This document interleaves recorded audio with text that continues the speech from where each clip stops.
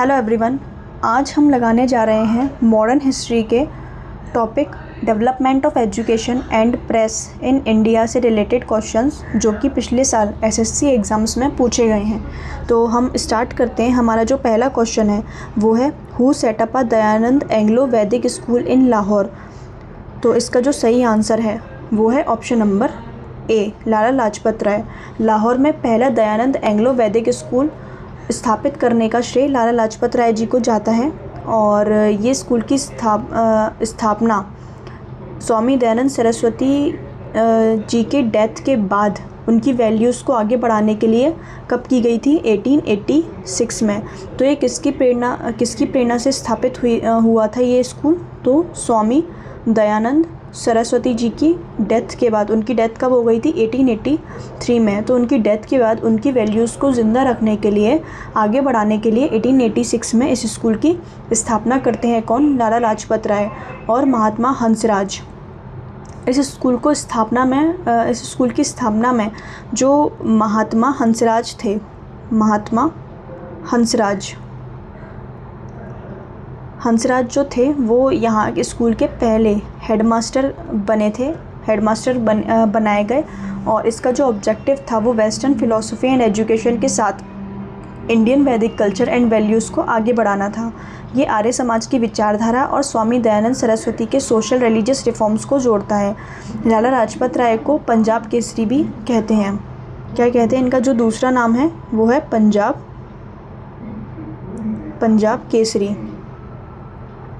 पंजाब केसरी के नाम से इन्हें जाना जाता है। सरस्वती जी के सोशल रिलीजियस रिफॉर्म्स के लिए था ये।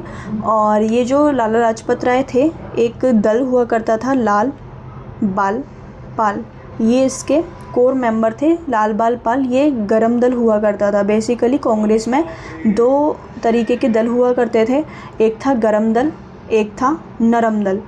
गरम दल वाले थोड़े एक एक्सट्रीम चीज़ों को अप्लाई करते थे, यानी कि ब्रिटिशर्स से जो मांग करनी थी वो एक तरीके से आंदोलन के ज़रिए या फिर किसी कॉन्स्पिरेसी की रचते गरम दल के द्वारा कुछ मांगें मनाई जाती थी। और नरम दल थोड़ा लिबरल था। ये एक्सट्रीमिस्ट हुआ करते थे गरम दल वाले और ये लिबरल हुआ करते थे नरम दल वाले।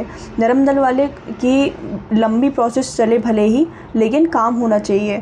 तो ये ब्रिटिशर्स की जो डिमांड हुआ करती थी ब्रिटिशर्स से, ये लोग मतलब एप्लीकेशन लिख दी, रिपोर्ट्स लिख दी, उनको लेटर्स लिखकर उन तक उनकी डिमांड पहुंचाना, ये नरम दल का तरीका था।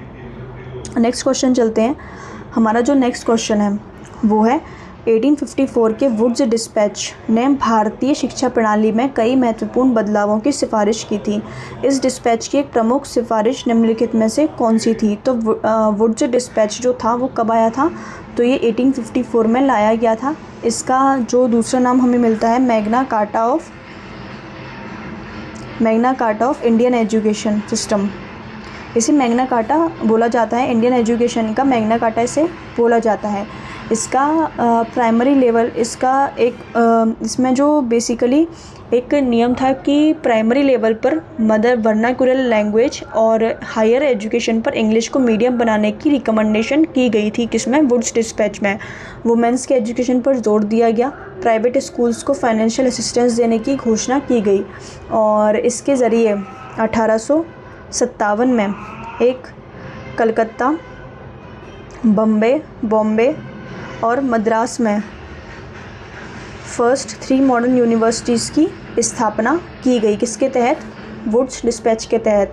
और हर प्रोविंसेस में अलग अलग डिपार्टमेंट बनाए गए, पब्लिक इंस्ट्रक्शंस गठित किए गए वुड्स डिस्पैच के ज़रिए। तो इसका जो सही आंसर है वो है ऑप्शन नंबर बी, यानी कि the establishment of comprehensive system of education from the primary to the university level with English as the medium of instruction at higher level.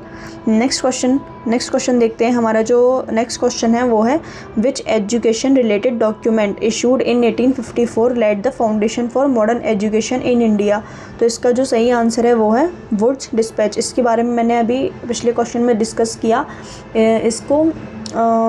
इसके द्वारा लाया गया था, सर चार्ल्स वुड के द्वारा लाया गया था। बोर्ड ऑफ कंट्रोल के चेयरमैन थे ये और गवर्नर जनरल लॉर्ड डलहौजी ने technical education, vocational training and teacher training को प्रमोट किया था और ग्रांट्स इन एड सिस्टम की शुरुआत करने की घोषणा की गई इसके ज़रिए।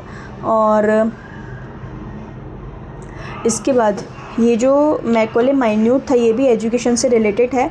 तो मैकॉले माइन्यूट के बाद 1835, जो कि मैकॉले माइन्यूट कब आया था 1835 में, इसके बाद इंडियन एजुकेशन पॉलिसी में रिफॉर्म्स लाने वाला सबसे बड़ा और व्यापक डॉक्यूमेंट माना जाता है किसको, वुड्स डिस्पैच को।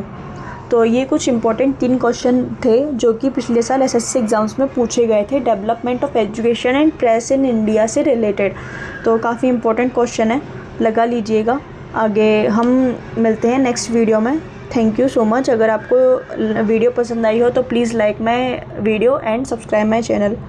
और भी ऐसी वीडियोज़ मैं लाती रहूँगी PYQ से रिलेटेड। बाकी और एक और सीरीज़ चल रही है हमारी, फैटमैन बुक है, परमार SSC परमार सर की जो बुक है फैटमैन, वो मैं पूरी कवर करवा रही हूँ अपने एक सीरीज़ में।